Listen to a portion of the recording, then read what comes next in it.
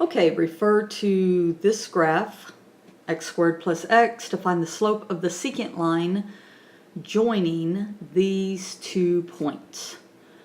Well, I can kind of see if I'm at -4, it appears that my function is at 12.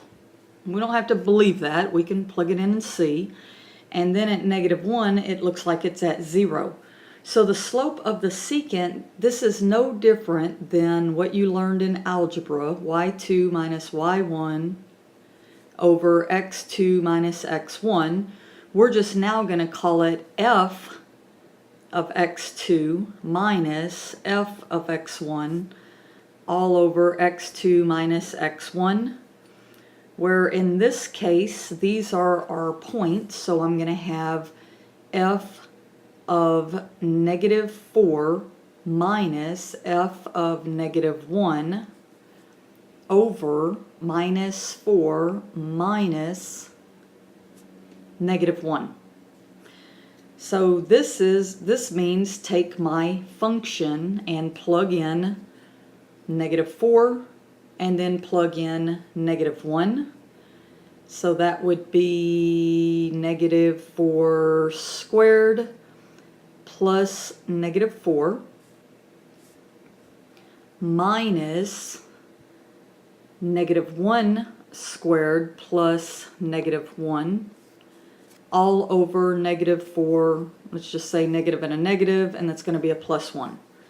So all I've done is I plugged in my -4's and my -1.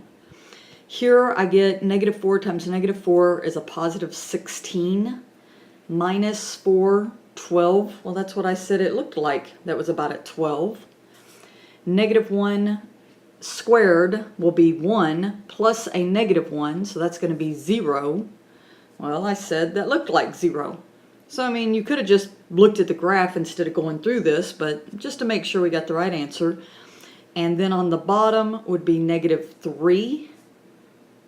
And so this slope would be -4, which makes sense because that's saying that's the secant slope through those 2 points. I say it makes sense because it's negative, right? The line's going down, so that would seem reasonable. Part B now is saying, well, let's plug in -4 plus h to evaluate my function. So hopefully you see what you're doing. You're getting to part C where you end up letting this go, your h approach 0, so that way you get the tangent slope. So that's what you're going for. All right, so part B now then says f of -4 plus h minus f of -4. Notice I kind of switched those around this time because I remember my definition was f of x plus h minus f of x. I mean, you get the same answer, but I just kind of like it in that form. And then this was over h. Well, you can see you're going to get that because if you plug in -4 plus h minus a -4, well, these cancel, and I end up with just an h on the bottom. So I'm going to go back to my x squared plus x, and this time I'm going to plug in -4 plus h squared plus -4. That's x squared plus x. And then minus, I don't have to go through this again. I just went through this and found that was 12. All over h.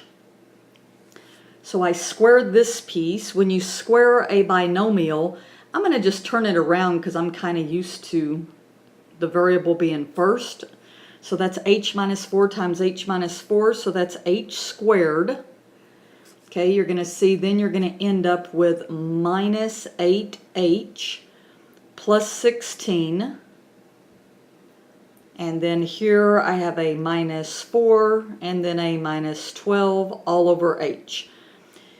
Everything should cancel. Notice the 16 minus 4 minus 12 is 0. accept things in terms of h. If they do not, then that just means you made an algebra mistake and you have to go back and correct it. So h squared minus 8h over h. I can factor out an h on the top, and I get h minus 8. All right, part C basically says I want to know at exactly f of negative 4. Well, that's what this whole section is you're basically doing this in steps. You're saying that, well, the first thing I did is I picked 2 points that were close, so my h here, I came back on part B and says, no, let h approach 0, get closer and closer and closer to negative 4. So now that's what I'm going to do, is I'm going to let my h go to 0. So part C is where you're saying take the limit of what I just did. Plus h minus f of negative 4 all over h. Well, we just found that this is h minus 8. So if I let h go to 0, this is negative 8, which again is the slope of the tangent line. Part A, that negative 4 was the slope of the secant line. So this is the slope of the tangent. And then the last part says find the equation of the tangent, which is your y minus y1 equals m times x minus x1. I know what my slope is negative 8. So I just need a xy, I just need a point. Well, I can either go back and look at my graph and I can get my point here. Sorry, trying to get that to show up. I could get my point here, which says when I plugged in negative 4, my y was 12.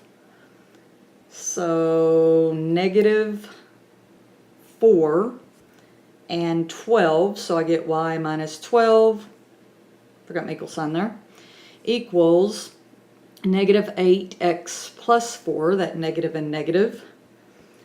Y minus 12 equals negative 8x minus 32. Just distributed that negative 8. And now I'm going to add 12 to both sides. Okay, so again, what this piece is doing is this is finding the tangent line.